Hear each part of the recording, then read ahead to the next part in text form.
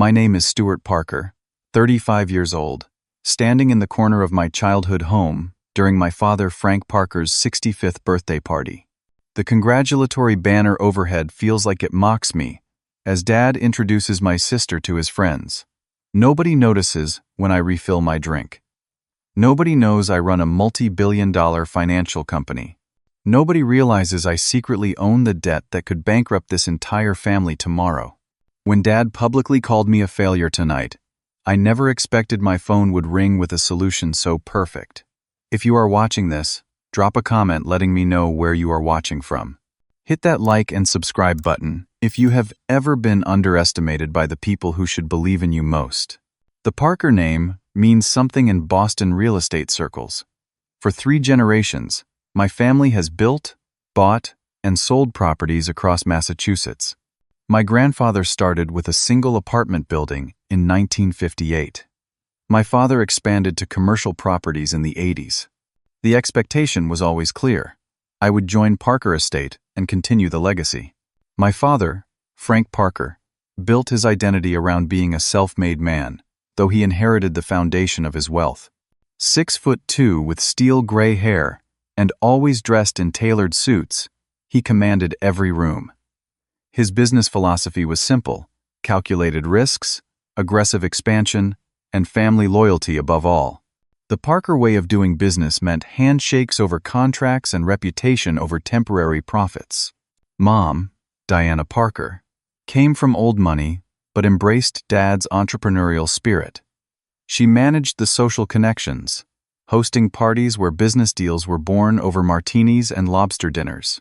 Beautiful and poised at 63, she had mastered the art of smoothing over my father's blunt edges. While she occasionally defended me in private, she ultimately stood with Dad in all family matters. Then there was Amanda, my sister, 2 years older, and infinitely more favored. Harvard Law graduate, partner at Thompson Blackwell by 33, married to Gregory, a surgeon from a family that vacationed with the Kennedys. Amanda checked every box on my parents' success list. Her formal portraits hung prominently in the main hall, while mine remained in the guest room hallway. From childhood, our paths diverged. Amanda followed the script perfectly. I questioned it at every turn. When Amanda joined the debate team, Dad attended every competition. When I built my first computer at 11, he called it a toy. When Amanda got into Harvard, they threw a party for 50 guests.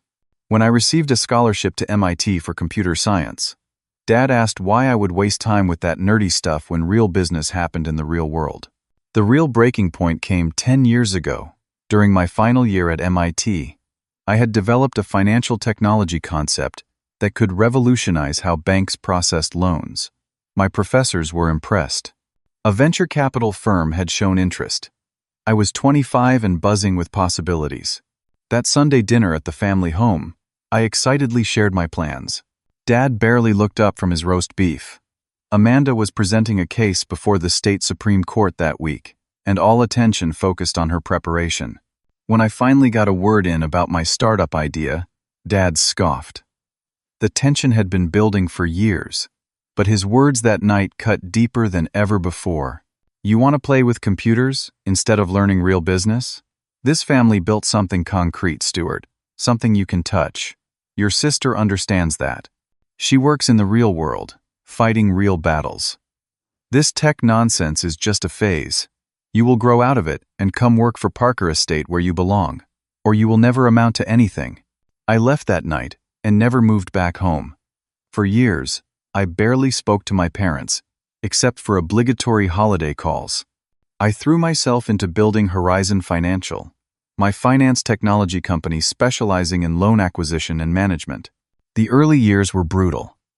I lived on ramen in a studio apartment, coded 18 hours a day, and faced rejection after rejection. 3 times I nearly went bankrupt. But gradually, investors took notice. Our loan processing algorithm outperformed traditional methods. Banks started using our services. 10 years later, Horizon Financial employed over 500 people across 2 continents. Our company valuation exceeded $3 billion. And no one in my family had any idea. I maintained the fiction of struggling with a small IT business. On rare family visits, I drove a rented Honda instead of my Tesla. I wore simple clothes instead of the custom suits I wore to board meetings. I never corrected their assumptions about my modest lifestyle. Why the deception? Perhaps pride. Perhaps waiting for them to ask about my life with genuine interest. Just once. Perhaps I needed to prove something to myself first. 6 months ago, our analytics team flagged a familiar name in our portfolio of distressed loans, Parker Estate. My family business had apparently overextended during the market downturn, taking out a $15 million loan they were now struggling to repay. Through a series of shell companies, I arranged for Horizon to purchase this debt without anyone knowing the connection. For months, I simply monitored the situation, wondering what to do. Then the invitation arrived. Frank Parker's 65th birthday celebration, a milestone event that I could not reasonably skip without permanently damaging family relationships. As I packed for the trip to Boston, I reviewed Parker Estate's financial records once more. The company was 3 months behind on payments. The loan used the family estate and company headquarters as collateral. One word from me could begin foreclosure proceedings. I stared at my reflection in the hotel mirror the night before the party. At 35, I still had my mother's hazel eyes and my father's strong jawline, though years of stress had added subtle lines around my eyes. I practiced smiling like the struggling son they expected to see, not the successful CEO I had become. What was I hoping to achieve by hiding my success? Validation? Revenge? Or something more complicated? I honestly did not know. The Parker Estate looked exactly as I remembered. A sprawling colonial revival mansion in Beacon Hill, with manicured gardens and a circular driveway now filled with luxury cars. A valet took my rental Toyota with barely concealed disdain. Through the grand entrance, the foyer buzzed with Boston's elite. Old money mingled with new entrepreneurs, all orbiting around my father like planets around a sundae. Crystal chandeliers cast warm light over marble floors that had witnessed 3 generations of Parker success stories, none of which included me. Uncle Tom cornered me immediately, martini in hand. At 68, he remained my father's loyal business partner, though he held only a minority stake in Parker Estate. "Stuart, my boy," Tom exclaimed, slapping my back hard enough to spill my drink. "Still working at that computer repair shop?" "It is an IT consultancy, Uncle Tom," I corrected gently. "We develop financial software solutions." Right. Tom nodded absently. "Ever think about coming back to real business? Your father could use some young blood in the company, though Amanda helps with the legal side when needed." Before I could respond, Aunt Judy swooped in, her diamond earrings catching the light as she air-kissed my cheeks. "Stuart, darling, still single?" she asked, not waiting for an answer. "You know, Charlotte Wilson just divorced that hedge fund manager, 33, and already on the market again. I could introduce you." "Thank you, Aunt Judy, but I am focusing on work right now," I replied. Her smile tightened. "Well, do not wait too long, dear. The good ones get snapped up quickly. Look at your sister and Gregory. Perfect match. Second baby on the way." I nodded politely and excused myself, navigating through clusters of guests who barely recognized me. In the corner of the grand living room, Amanda held court, her designer dress and perfect blowout making her look like she had stepped out of a magazine. "Just won the Henderson case," she was saying to an admiring circle. "Biggest settlement the firm has seen this year. Gregory and I are celebrating with 2 weeks in Santorini next month." Her eyes caught mine. For a moment, something like guilt flickered across her face before she composed herself and waved me over. "Stuart, come meet the Wallaces. Jim is expanding his tech division. Maybe he could use your expertise." The condescension in her voice was subtle but unmistakable. I was the charity case, the struggling brother who needed his successful sister's connections. I smiled politely at the Wallaces, but excused myself when I spotted the one person I genuinely wanted to see. Grandma Elaine, my father's mother, perched regally on her favorite armchair in the quieter library. At 87, Grandma Elaine remained sharp as ever, her eyes missing nothing behind her vintage Cartier glasses. She had always been my secret ally, the only one who supported my decision to pursue technology. "Stuart," she said warmly, patting the seat beside her. "You look tired, but successful. They still do not know, do they?" "Nothing gets past you, Grandma," I said, kissing her cheek. "No, they do not know. And today is not about me," she snorted. "Your father is full of hot air, always was. But he is not getting any younger, and neither am I. How long will you keep up this charade?" I shrugged, uncomfortable with her directness. "I brought Dad a gift," I said instead, changing the subject. "A 1960 vintage Omega Seamaster. The same model Grandfather wore." Grandma Elaine nodded approvingly. "He will love it, though he would never admit it. Now, tell me about your real life, the one they know nothing about." For 20 minutes, I updated her on Horizon's expansion into European markets and our new artificial intelligence division. She asked insightful questions that reminded me where my analytical mind came from. Our conversation was interrupted when Mother appeared, elegant in midnight blue, to announce it was time for gifts. In the main sitting room, Dad presided over the gift opening like a king accepting tribute. Business associates presented expensive scotch and Cuban cigars. Amanda and Gregory presented an envelope with tickets for a Mediterranean cruise. Polite applause followed each unveiling. When my turn came, I handed over the carefully wrapped watch box. Dad opened it with the same expression he always wore when dealing with me, prepared for disappointment. The vintage Omega gleamed against the black velvet. For a moment, something softened in his eyes. "Like Grandpa used to wear," I explained. He nodded, almost smiled, then set it aside without trying it on. "Nice," he said simply before moving to the next gift.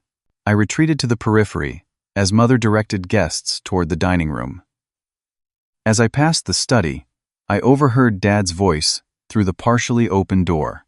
"The Westwood project is underwater, Frank," said a voice I recognized as James Harriman, Dad's banker for 20 years.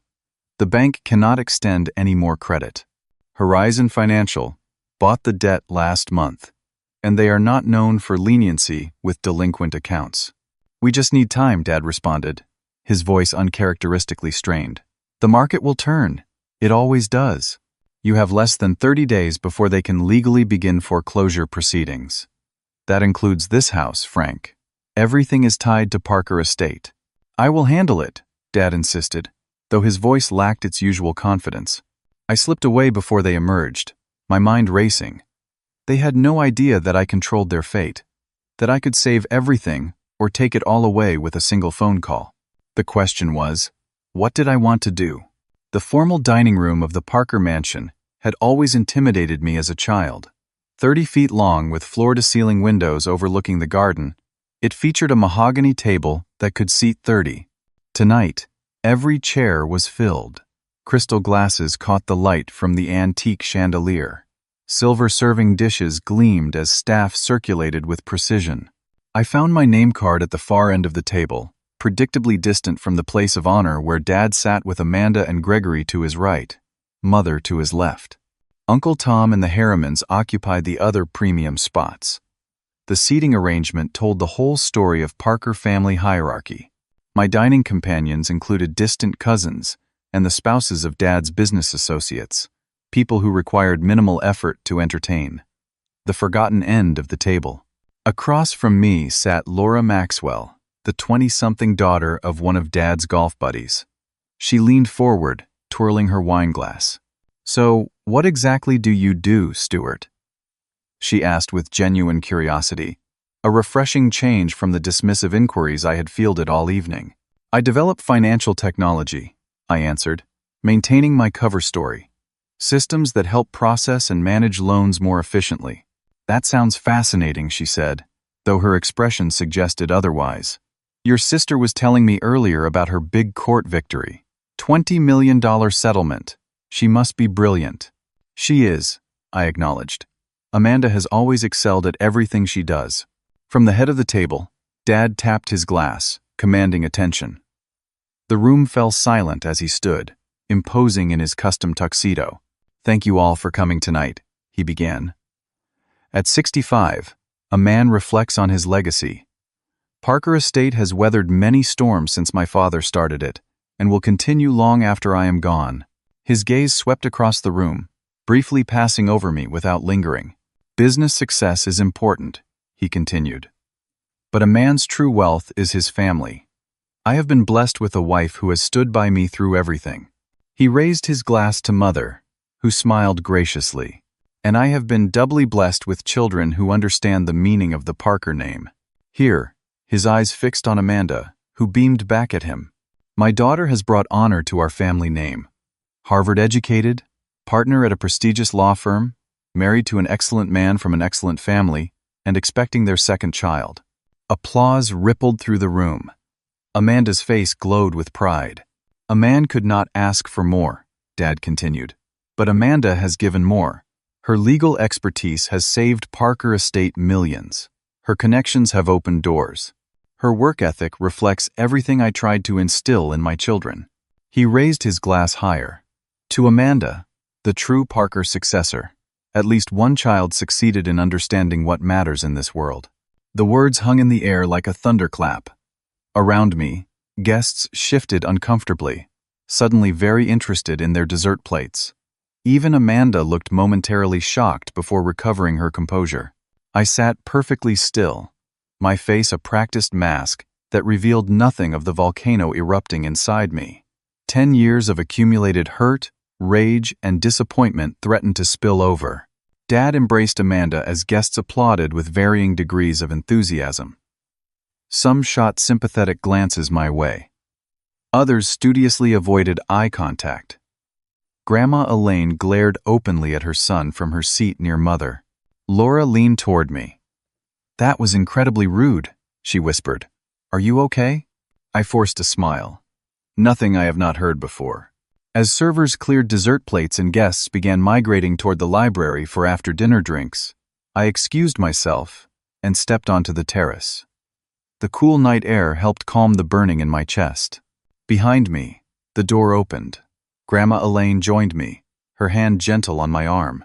"Your father is a fool, Stuart," she said bluntly. "Always has been about some things." I shrugged, attempting nonchalance. "He is entitled to his opinion." "Do not give me that corporate nonsense," Grandma snapped. I changed his diapers. "I know exactly what he is worth. And I know what you are worth too, even if he does not." I sighed, dropping the facade slightly. "It still hurts. After everything, it should not, but it does." "Of course it does. He is your father. We do not outgrow the need for parental approval, no matter how successful we become." I looked at her sharply. "You know?" She laughed softly. "I read the Wall Street Journal, dear. Horizon Financial's young CEO makes quite an impression. That profile they did last month had a lovely photo. You have your grandfather's eyes. Why have not you told them?" I asked. "Not my secret to tell," she replied. "But I will say this, patience is sometimes the best revenge. The moment will present itself when you can reveal the truth on your terms. Wait for it." She patted my cheek and returned inside, leaving me with my thoughts and the distant sounds of celebration continuing without me. I checked my watch. Almost 10:30. I had endured enough for one evening. I would make a quiet exit, return to my hotel, and fly back to San Francisco tomorrow. Nothing had changed, and perhaps nothing ever would. As I turned to leave, my phone vibrated in my pocket. The screen displayed Jessica's name. My executive assistant never called this late unless it was important. "Stuart Parker," I answered, stepping further into the garden for privacy. "Mr. Parker." Jessica's professional voice came through clearly. "I apologize for disturbing you so late, but you asked to be informed immediately about the Parker Estate situation." I tensed. "What has happened?" "Their 30-day grace period expires tomorrow. The system will automatically begin foreclosure proceedings at midnight unless you authorize an extension. The collateral properties will be scheduled for assessment next week." I closed my eyes, weighing options that had been swirling in my mind all evening. "Sir," Jessica continued, "should we foreclose on your family's properties?" In that moment, standing in the garden where I had played as a child, hearing the faint laughter of my father celebrating with everyone but me. Something crystallized within me. "No," I said firmly. "Not yet. I need you to arrange something else instead. An emergency meeting. Tomorrow morning, 10 a.m., at our Boston office." "With whom?" Jessica asked. "My family. Send a car for Frank, Diana, and Amanda Parker. Do not take no for an answer. And Jessica? Make sure the conference room on the top floor is prepared, the one with the view of the city." "Yes, sir." "Will you be revealing your position as CEO?" I thought of Dad's cold dismissal, of being seated at the far end of the table, of 35 years trying to earn approval that never came. "Yes," I said finally. It is time they knew exactly who I am. After ending the call with Jessica, I stood in the garden a moment longer, the weight of my decision settling over me. The night air carried the scent of Mother's prized roses, a fragrance that had permeated my childhood. Behind me, the house glowed with warmth and celebration that had never fully included me. I needed to think, to plan this carefully. This was no longer just about business or family. It was about redefining who Stuart Parker was to the people who had shaped him, for better or worse. I slipped away without goodbyes, texting Grandma Elaine that I would call her tomorrow. The valet brought my rental car around, his expression neutral as I tipped him generously. Money, at least, commanded a certain respect, regardless of appearances. The drive to my hotel downtown gave me time to process. What exactly did I hope to achieve tomorrow? Vindication? Reconciliation? Revenge? The lines between these had blurred over years of estrangement. In my suite at the Four Seasons, I poured a glass of scotch and called the one person who would understand the complexity of what I faced. Brian answered on the third ring, his voice thick with sleep. It was 3 hours earlier in San Francisco, but still late. "Stu, everything okay?" he asked. Brian Thomas had been my roommate at MIT, my first investor when no one else believed in Horizon, and now my CFO. More importantly, he was the brother I had chosen when my own family failed me. "Sorry to wake you. I need to talk through something," I said. "Give me a sec," he replied. I heard rustling as he presumably got out of bed, followed by a door closing. "Okay, shoot." I laid out the evening's events, from Dad's public dismissal to my decision to reveal myself as Horizon's CEO at tomorrow's meeting. "So after 10 years of hiding your success, you are going to drop the bomb on them when they are most vulnerable?" Brian asked, his tone carefully neutral. "When you put it that way, it sounds terrible," I admitted. "I am not judging, Stu. God knows they have given you reasons. I just want you to be clear about what you are after. Is this about helping your family, or proving them wrong?" I stared out the window at Boston's skyline, lights twinkling like the future I had built far from here. "Both, I suppose. They need help, and I can provide it. But I would be lying if I said I did not want them to know exactly who they have been dismissing all these years." Brian sighed. "Just remember, mixing business with family is complicated enough. Mixing it with emotional wounds that never healed? That is nuclear." "I know," I said. "But I am not going to destroy them, Brian. That was never the plan." "Then, what is the plan? Because from where I sit, you have all the power here. You literally own their debt. You could take everything they have built." I swirled the amber liquid in my glass. "I think I want them to see me, really see me. Not as the disappointment they have written off, but as the success they never believed I could be. And then, I want to help them, but on new terms." "New terms meaning?" "Meaning the dynamic changes. I am not the failure son begging for scraps of approval anymore. If I help Parker Estate, it will be as an equal, as someone whose expertise and success demand respect." Brian was quiet for a moment. "Just be careful. You do not become what you resented in your father. Power shifts can bring out qualities we do not like to admit we have." His words hit harder than I expected. That was my deepest fear, that in trying to prove myself different from Frank Parker, I might become exactly like him in the ways that mattered most. "Fair point," I conceded. "I will sleep on it." After hanging up, I opened my laptop, and pulled up Parker Estates' financial records. The truth was more dire than even my father probably realized. The company had overextended in a luxury development just before the market softened. Construction costs had ballooned. 3 of their commercial properties were underperforming. They were not just facing the loss of one loan. They were potentially facing complete collapse. I could save them. Horizon had the capital and expertise to restructure everything, to modernize their business model, to bridge them into the digital age I had been advocating for when Dad shut me down a decade ago. But at what cost to my soul? Would helping from a position of power make me the savior or the tyrant of this story? I thought back to the darkest days of building Horizon. After the second round of funding fell through, I had seriously considered quitting. I was 28, exhausted, and beginning to believe my father had been right about me. That was when I started seeing Dr. Jack Mercer, a therapist specializing in entrepreneurs and family business dynamics. His office became the one place I could admit how deeply my father's rejection had wounded me. "What do you actually want from your father?" Jack had asked during one particularly difficult session. His approval, I had answered automatically. "And if you never get it? If you become the most successful tech entrepreneur in history, and he still thinks you wasted your potential?" The question had floored me. I had been operating under the unconscious assumption that enough success would eventually force my father's approval. But what if it never came? "Then I guess I would have to decide that his approval is not the measure of my worth," I had finally replied. "Bingo," Jack had said. "The only validation that matters is the one you give yourself. Building your life around earning someone else's approval is like building a house on quicksand."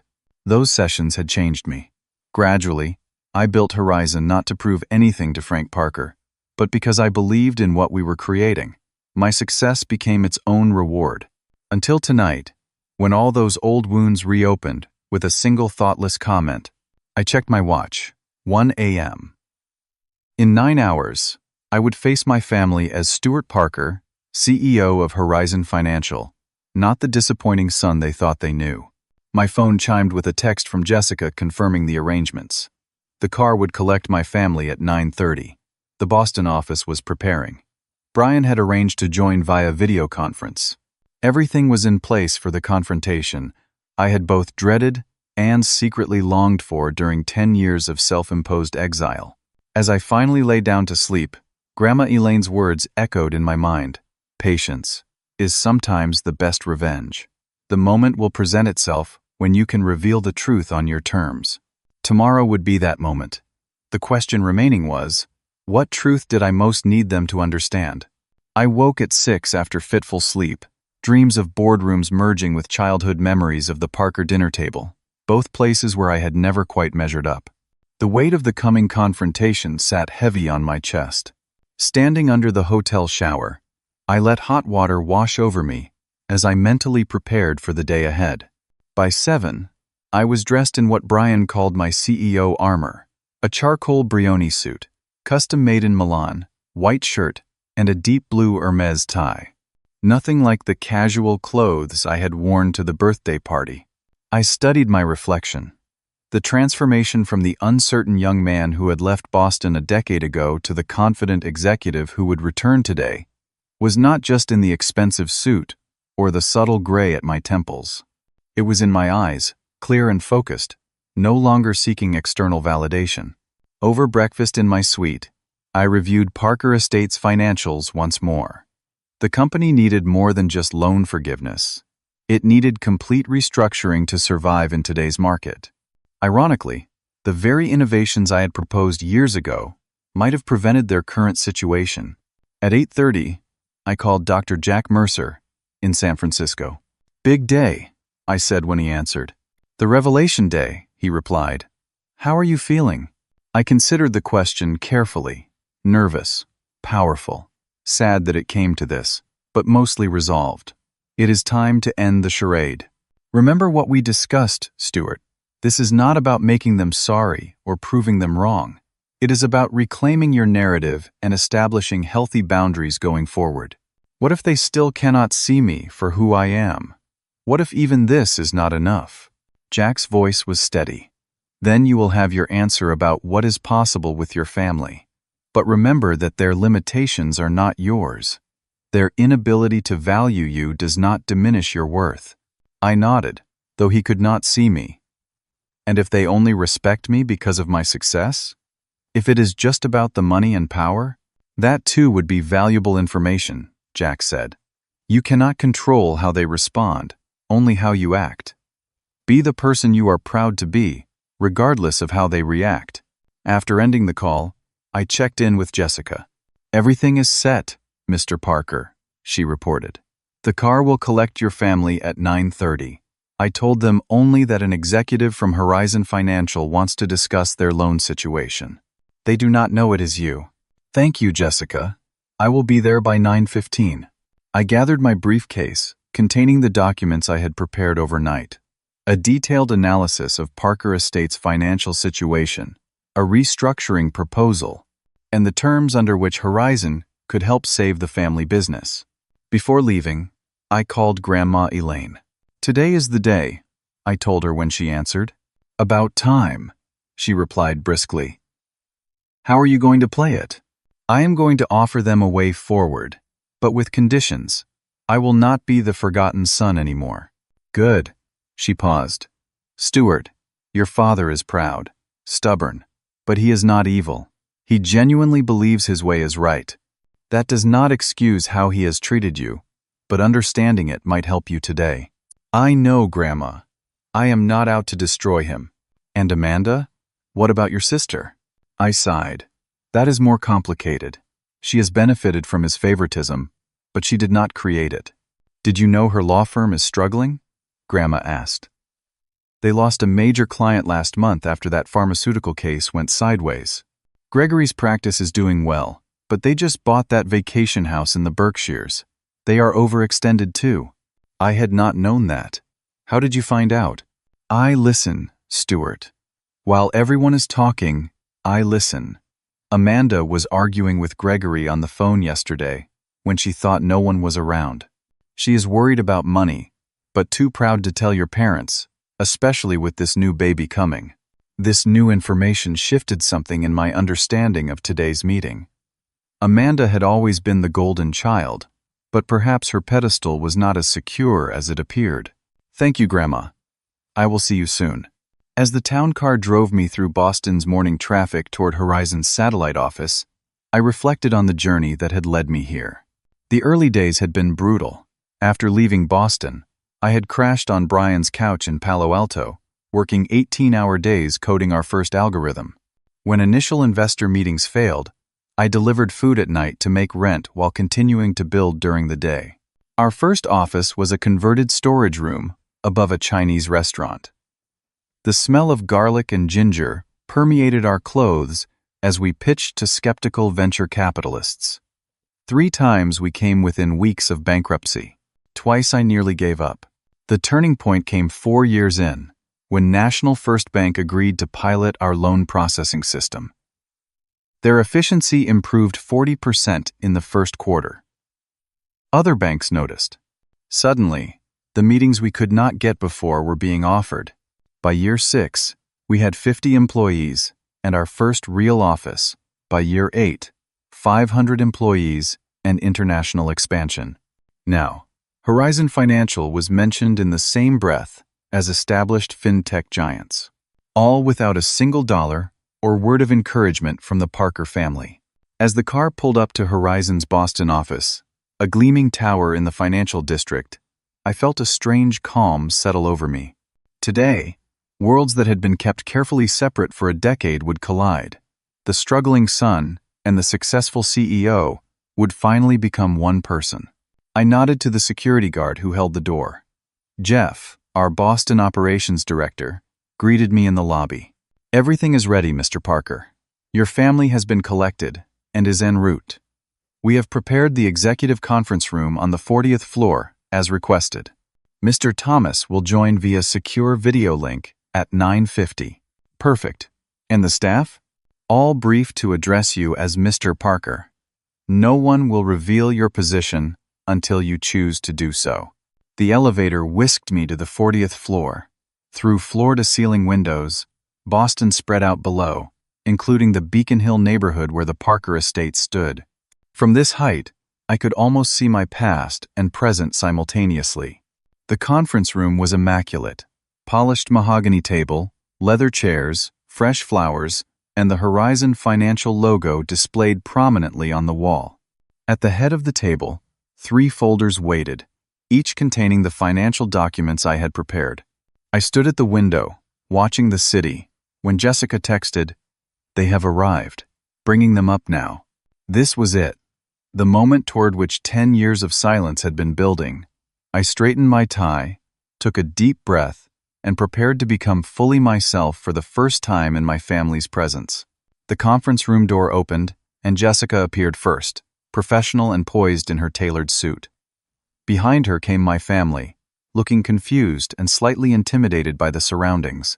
Dad entered first, attempting to maintain his usual commanding presence, despite the uncertainty in his eyes. Mother followed, elegant as always, but with tension visible in her posture.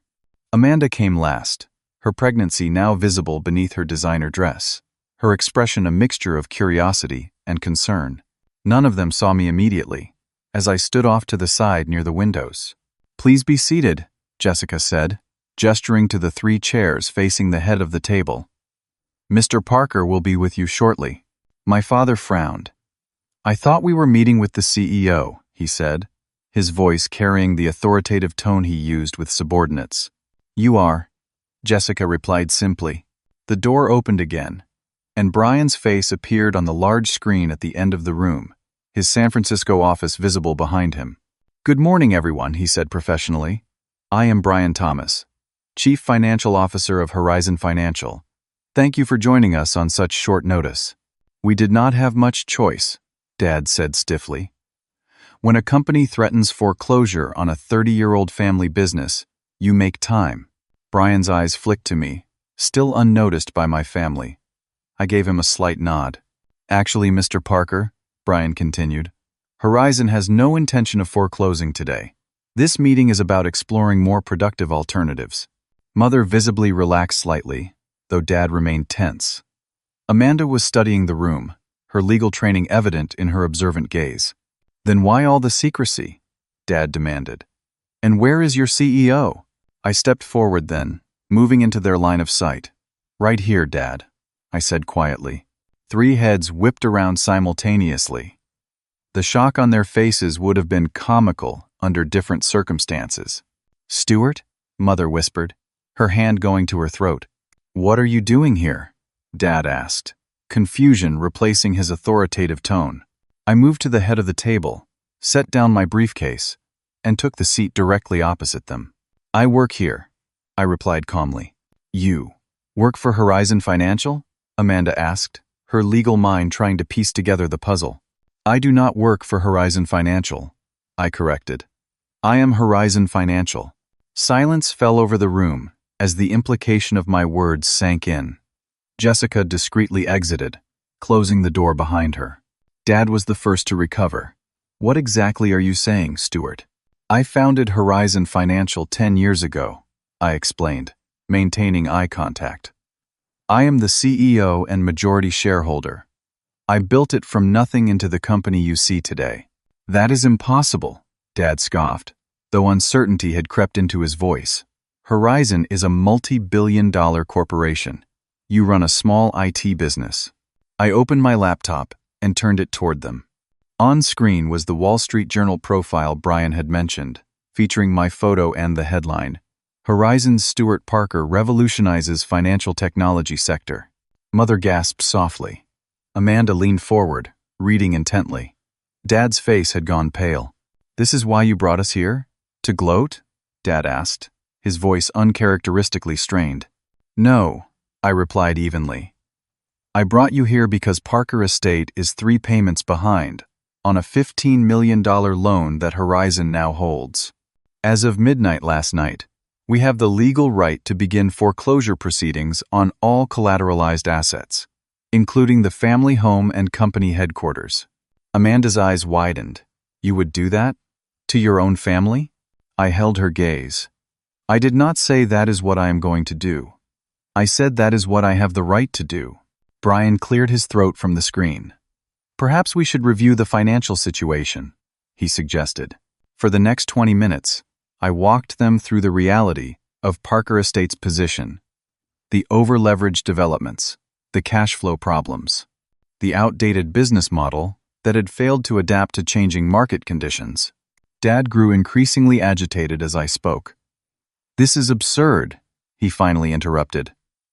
We have weathered downturns before. The market will recover. Not in time to save Parker Estate, I countered. Not without significant intervention. So, that is what this is, Dad said bitterly. Revenge. You could not succeed in real estate, so you found another way to take over the family business. The accusation stung, despite my preparation for exactly this response. If I wanted revenge, Dad, I would have let the automatic foreclosure proceed. You would be getting calls from lawyers right now, instead of sitting here with me. Then what do you want? Mother asked quietly. I closed the financial reports and leaned forward. I want to help Parker Estate survive, but on new terms. What terms? Amanda asked, her legal training evident in her focused attention. I opened the third folder, containing my proposal. Horizon will refinance the existing debt at a favorable rate. We will also provide capital investment for modernizing your systems and developing a technology infrastructure that will make Parker Estate competitive again. And in exchange? Dad asked suspiciously. In exchange, Horizon becomes a strategic partner. I join the board of Parker Estate as chairman of digital strategy.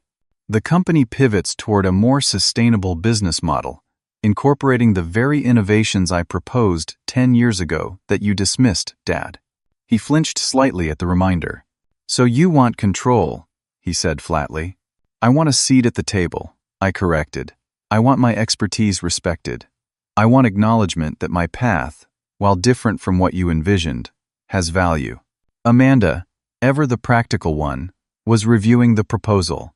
These terms are actually quite favorable, she noted with surprise. This refinancing would save the company millions. Of course it would, I said. I do not want Parker Estate to fail. It is still my family's legacy. Dad was struggling visibly with conflicting emotions. Relief at the potential salvation of his company battling with pride that made accepting help from his rejected son nearly impossible. What about me? He finally asked. What is my role in this new arrangement? You remain CEO, I said. Your experience is valuable, but the company will no longer be run solely according to your vision. It will be a collaborative leadership with multiple voices at the table, including mine. Mother, who had been quietly observing, spoke up. Stuart, why did you keep your success a secret all these years? Why let us believe you were struggling? The question hit at the heart of everything. I had prepared for financial discussions and power negotiations, but the simple human question caught me off guard. Because I needed to know, I admitted, my voice softer.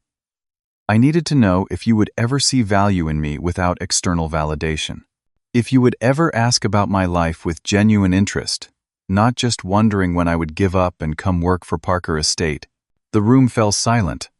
On the screen, Brian watched respectfully, understanding the weight of this family reckoning. Amanda spoke next, surprising me. I always envied you, she said quietly. Envied me? I echoed incredulously. You were the golden child, the successful one. She shook her head. I did exactly what was expected of me. Every step of my life was predetermined. Harvard because Dad went to Harvard. Law because it would help the family business. I never had the courage to forge my own path like you did. Dad looked at her with surprise. You never said anything. Would it have mattered? She asked, a lifetime of unspoken resentment in her question. You had a plan for us. Deviation was not encouraged. I was trying to protect you both, Dad insisted.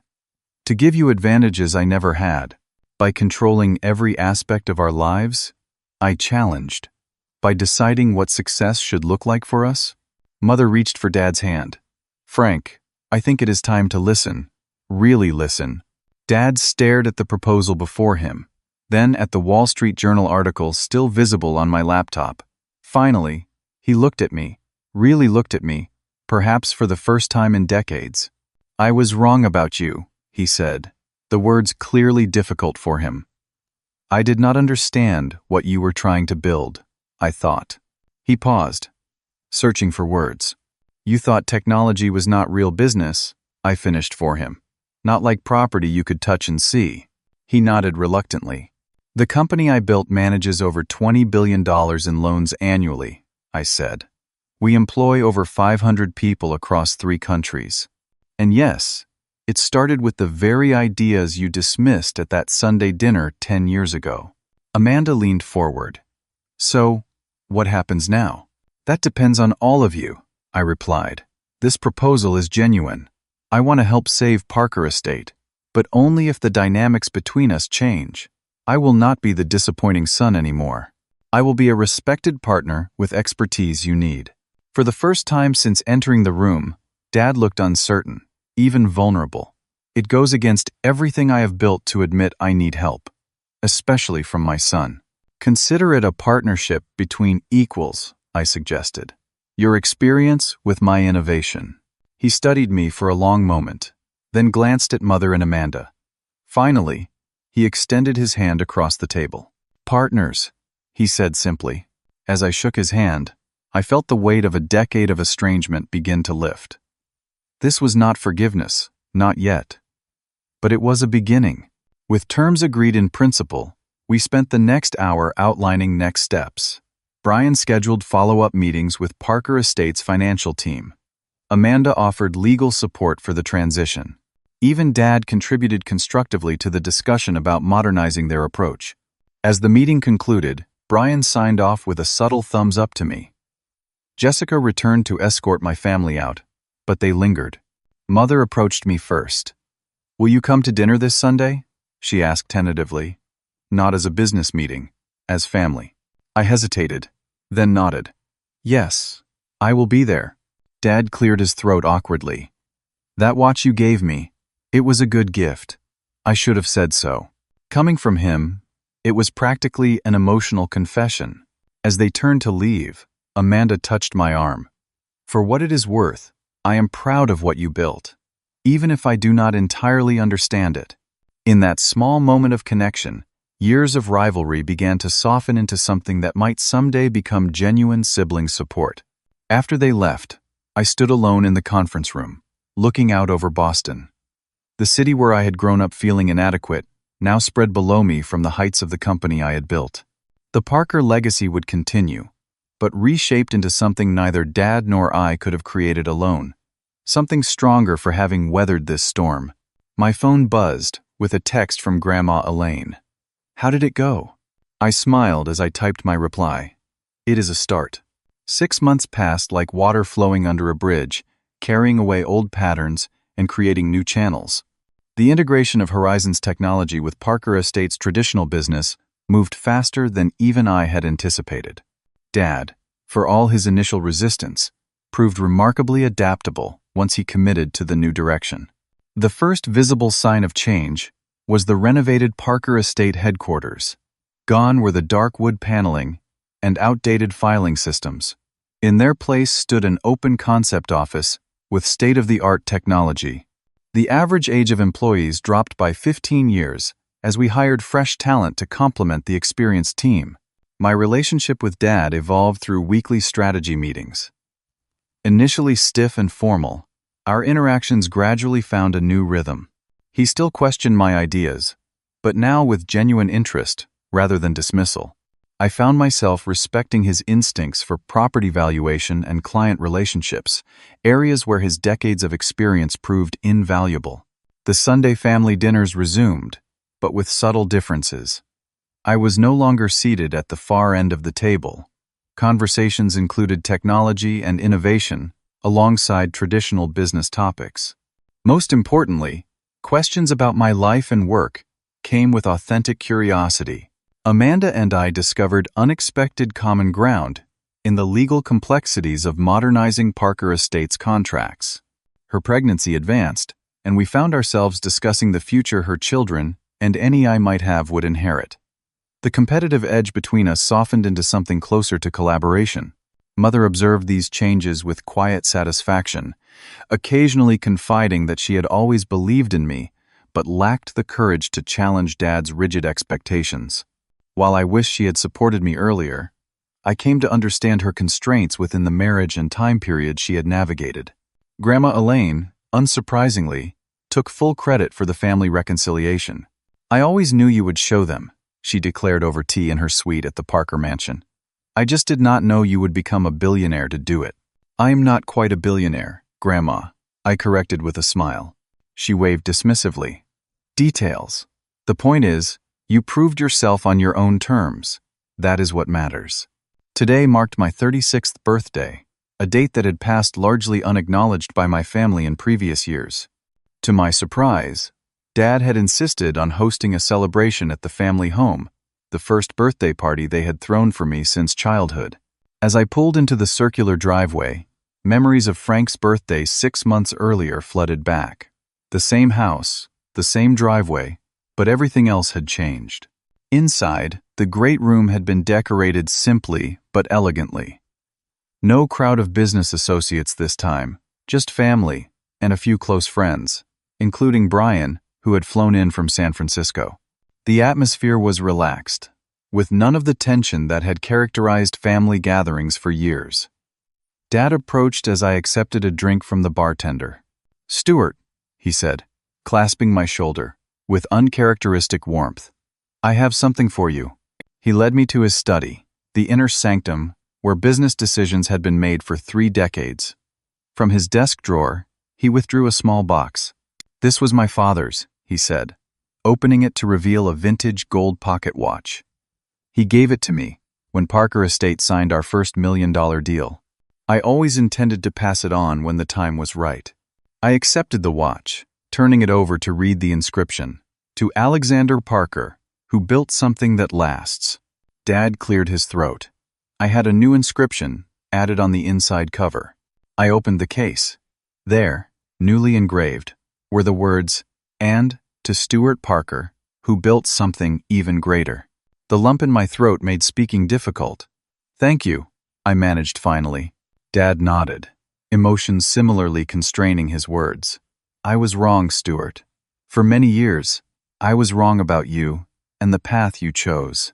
The legacy you have built honors the Parker name in ways I never imagined." Coming from a man who rarely admitted error, these words represented a seismic shift. We rejoined the party where Amanda was regaling everyone with stories of her new son, Thomas, named after our maternal grandfather. She paused when we entered, raising her glass. "To my brother," she announced. "The innovative Parker who showed us all a new way forward." The toast was echoed around the room. Mother embraced me, whispering, "I am so proud of the man you have become." Later, as guests mingled, Brian cornered me near the fireplace. "So, mission accomplished?" he asked, with a knowing smile. "Family reconciled? Business thriving? Ego satisfied?" I laughed. "When you put it that way, it sounds simple." "Nothing about family is simple," he replied. "But you seem lighter." I considered this. For so long, I had carried the weight of my family's disapproval, real or perceived. That burden had shaped my decisions, driven my ambitions, colored my successes with a tinge of defiance. I spent years trying to prove my father wrong, I admitted. Then more years trying to prove myself right. Somewhere along the way, I lost sight of the actual goal, which was to build something meaningful, to contribute value to the world, not to win some imaginary competition with my family. Brian nodded approvingly. "So what now?"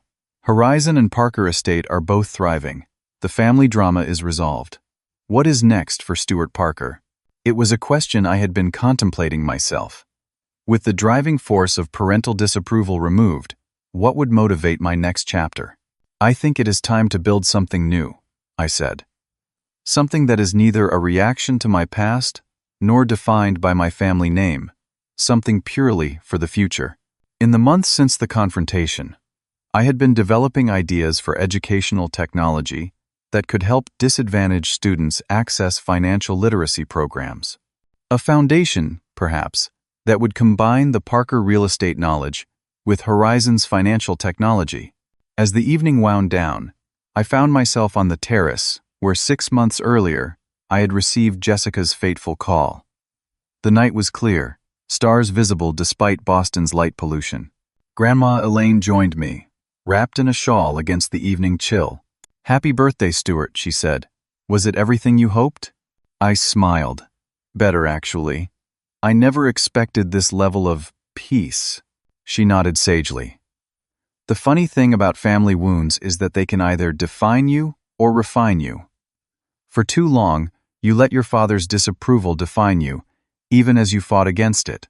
And now you have the chance to be defined by your own vision, not by opposition to someone else's." Her words crystallized something I had been feeling but unable to articulate. My success with Horizon had been genuine but partially fueled by the need to prove my father wrong. What might I build now, freed from that emotional burden? As guests departed and the household quieted, I found myself lingering, no longer eager to escape as I once would have been. Mom insisted I stay in my old room rather than return to my hotel. To my surprise, I agreed. The bedroom had been redecorated, my childhood posters replaced with simple, elegant decor. But on the desk sat framed photos. My MIT graduation, the opening of Horizon's headquarters, and a recent picture of the entire family at Thomas's christening. Physical evidence that I was no longer the forgotten son, but an integral part of the family narrative. As I prepared for bed, my phone buzzed with notifications about a potential new acquisition for Horizon. 6 months ago, I would have immediately begun working, driven by the constant need to prove my worth. Tonight, I silenced the phone. The work would wait until morning. Sometimes the greatest failure is not missing a business target or losing a client. Sometimes the greatest failure is losing connection with the people who matter most. I had nearly written off my family entirely, convinced that approval would never come. They had nearly lost me to pride and rigid expectations. In the business of family, as in finance, timing and patience sometimes yield the greatest returns. Had I revealed my success earlier, perhaps Dad would not have been ready to hear it. Had I waited longer, the family business might have collapsed entirely. The lesson was not that success would eventually win my family's approval. The real lesson was that I had needed to become secure enough in my own success that their approval, while welcome, was no longer essential to my sense of worth. Now, standing on the foundation of mutual respect we had begun to build, there was possibility for something more authentic than the performance of family we had maintained for years. In the morning, I would return to Horizon's Boston office to continue the work of integration. Dad and I would meet to discuss the Westwood project that had once threatened to bankrupt Parker Estate and was now on track to become its most innovative development. Amanda would join us to review the legal structure of our new partnership. But tonight, in this moment of quiet reflection, I recognized the truth that had eluded me for so long. Sometimes winning means letting go of the need to win. Sometimes, the most powerful position is not one of dominance but of reconciliation. What about you? Have you ever found yourself fighting to prove your worth to people who could not see your vision? Did reconciliation come, or did you need to forge your own path entirely? I would love to hear your stories in the comments below. If this journey resonated with you, please like and subscribe to hear more stories of family, business, and the complicated path to finding our true value. Share this with someone who might need to hear that success is defined by more than others' approval. Thank you for joining me for this chapter of my life. And remember, the legacy we build is measured not just in dollars, but in the relationships we repair along the way.